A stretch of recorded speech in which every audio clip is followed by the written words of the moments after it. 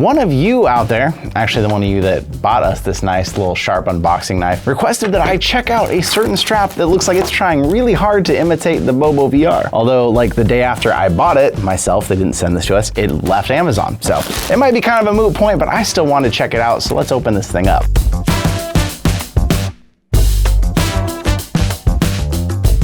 Now, normally when you get sent a strap, it comes in a box and that's all of it. This wasn't very promising that it came in a box and in a bag, and the instructions aren't even in the box. And there's some extra piece here, so I'm excited to open it. My hopes are high already, as you can tell. This is officially the T3 strap for the Quest 3, and this box doesn't look like what I bought either. So I'm very curious as to why and what's in it. So this comes with, it looks like the battery dock and the rear head pad. Either they couldn't fit this in the box or maybe this is an updated version. It's a little flexible. It's got a little movement to it, so that should add to the comfortability. Comes with an extra book. Still looks like the same box design on the outside.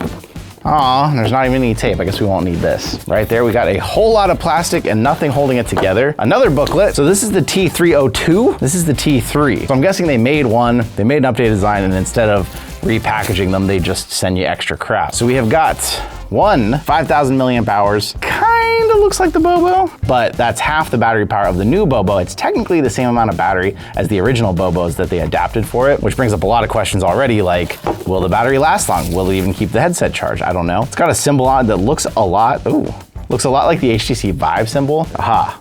Nope, nope, nope. So we are learning, turning these off is not easy. Okay, we're gonna try and turn this thing on for you. Oh, fancy. So far we have no idea what the red lights mean, though they have switched to green and blue so far. And it looks like you have an obvious dial here as to how much battery it has left. So we'll have to figure all that out. The big draw to this, and I think why Stu wanted to see it, was that it supposedly comes with headphones. I fear that these may be those same kind of headphones. We've covered them before. They make you think you're getting headphones. They're gonna be cabled up and they're gonna add to the sound. What they actually are is a echo chamber. There is a hole inside that aligns perfectly with the hole of the speaker on the headset. And basically all this is something redirecting the sound into your ear. I mean, I would not call that promising with this, because you're essentially firing audio into there through this tube, through this hinge, down to this bit that then sits on your ear. Very curious.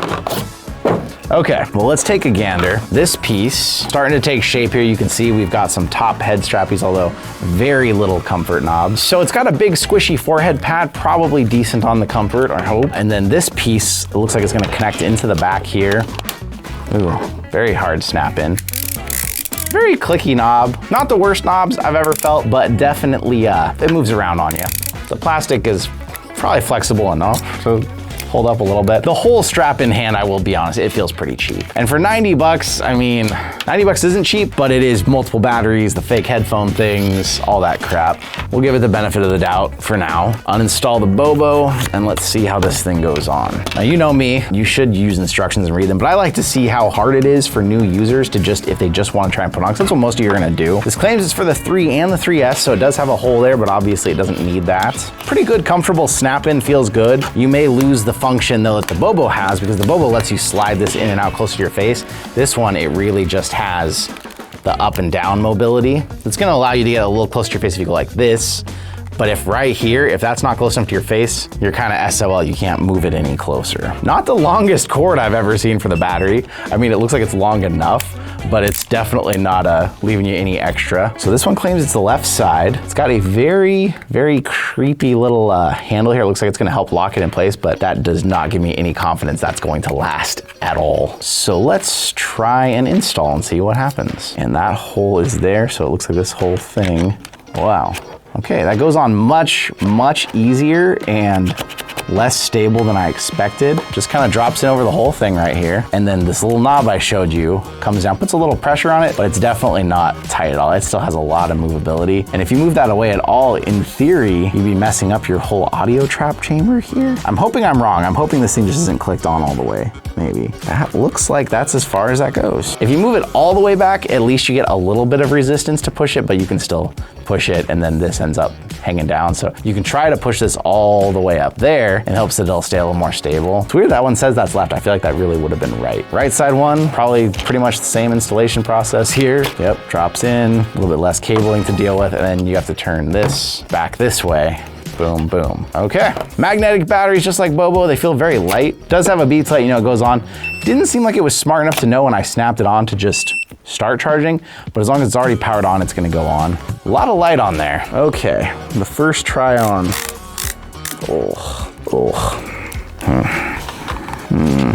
At first try on, I'm not in love. These on top are very flimsy, so if you're relying on them to kind of hold the headset up in place, you feel them just doing this number on your head, kind of even flexing out as it rests into place on you. I really want to get this forehead pad a little lower down on my forehead, but the problem is if I bring it down anymore, it pushes the lenses out away from my face. So to really settle it into the right spot, it just feels like everything's hitting wrong. I am pretty used to a BOBOVR strap though, so for those of you who came from your stock strap especially, you might throw this thing on and feel like it's a revelation, like life is now good and life was never this good before for you. It just kind of feels like the whole time you're wearing it, it's kind of like sinking lower onto your head than you want it to be. It doesn't feel like it has any rigidity or stability to stay on top of your head. Trying a lot of different positions here to see if there's a way to change that feeling. Ugh. And it's summer, it's not horribly hot in here, but already I just found myself trying to reach up and turn the fan on the Bobo because it's got that nice fan that keeps your forehead cool, and my lenses are already getting wet from the fog. Forehead parts already got a wee bit of moisture, but it's not surprising. You're sticking very cheap leather on your forehead, covering up your face. You're now covering up your ears too, so your head's gonna retain a lot of heat. But it's not the worst strap I've ever felt. The battery design, especially if you're used to the BOBOVR, is intuitive enough that I feel like you're gonna be able to do it without thinking too hard here. Sadly, only one of them was charged when they sent it to us. It's not terrible. I just feel like so far at $90, there's a much obvious choice. You know, if this thing comes back on Amazon and maybe if it were cheaper, maybe there'd be a reason to go for it. I'll play with audio a little bit right now, but I am gonna take this thing away for a lot of testing, a lot of trials and stuff and come back. But let's grab a quick first impressions here. May have to go find the actual controllers for this because it doesn't seem to be recognizing. All right, one moment. I will say at first instance of just opening the menu of Beat Saber, I feel like having these on my ears, the sound did sound actually nicer than I expected. Like it does seem like maybe it's channeling to more just my ears. So what I'm gonna do is I'm just gonna have one on at a time and kind of see how it feels to have them and not have them at the same time. I will give the headphones some good marks to start. They don't sound like the audio is being fired through a chamber like you would have expected. They are intensifying the volume quite a bit, so if you're someone who runs maximum volume all the time with the speakers out here, this could actually help prevent you from doing that, help you regain some of that audio. And also, an issue that people don't bring up often enough that Halo straps create in general is they like to have these sidearms up higher than you're used to. They like to have them up here instead of down really close to your ears like the Elite straps usually do. The Elite straps stay straight, so they keep that audio chamber a little closer to your ear.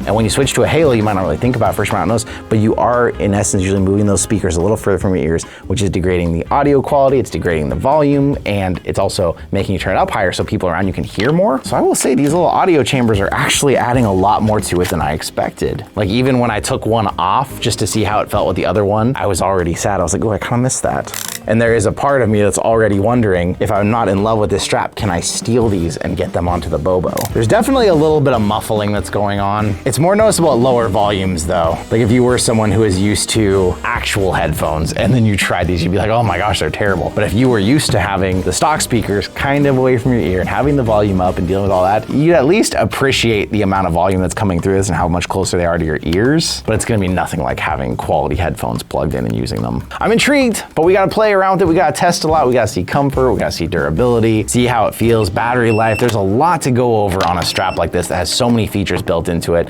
$90 was the price on Amazon. Who knows if it's coming back, if it's available. And I even got a report from somebody who tried to email them that they said it's probably gonna be like 6 to 8 months. So I'm guessing there's something they didn't like that they're actually changing, and maybe we'll discover whatever that is when we do testing. Wow, the battery is hot. So we're gonna take it away for a while and get back to you with all that here shortly.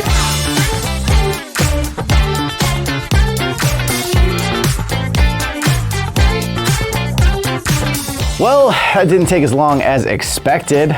We're back only about a day later. For those of you in a real hurry, it's an easy no, but you can't even get it on Amazon, so obviously it's a no. But I think we figured out why it's a no. So let's start with the cons. Even if it were a functional strap, I will say these were much, much louder, but the first second I heard dialogue through them, I was like, oh, it's just so stuffy and muddy sounding. But it was, as they promised, much, much louder. I was actually playing a game on one volume dot, just one. And you know, if you use a Quest, you don't usually hear anything until it's at like 6, just one, I could hear it. But the whole time I was playing, I was moving the thing around, I was trying to get it comfortable, I could just never get it right, it felt like, while I was playing. But the weird thing, and the reason that I think that they discontinued and they're redesigning it, the batteries run hot. Like, they get scary to touch hot. They feel like they're overcharging the headset, because what would happen is if the headset was low on battery and you had a brand new full battery, it was dead in like 40 minutes and it was cranking up the percentage on the Quest the whole time. Where, you know, with other battery straps, if you've used them before,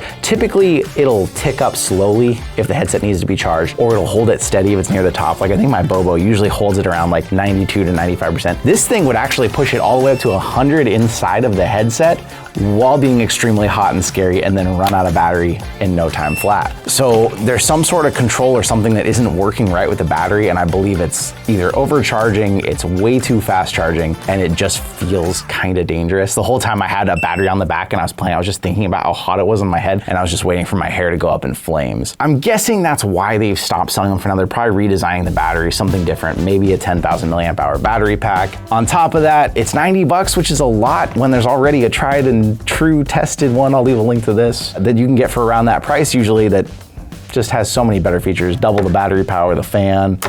It's comfortable for almost all people. At first I was a little excited about these, but as soon as I got anything with dialogue. With Beat Saber, if you're listening to music that doesn't have dialogue and it's just the music and the beat, it did really seem to put it more on your ears, and maybe it muffled it a bit, but with that music it wasn't so bad. But overall there was just nothing really to celebrate, and the fact that you can't buy it now, and the fact that it's $90, I don't even need to keep this thing on my headset, because I will not be keeping this or hanging on to it or anything, will not be giving it away to any of you out there, because I think this thing might be unsafe.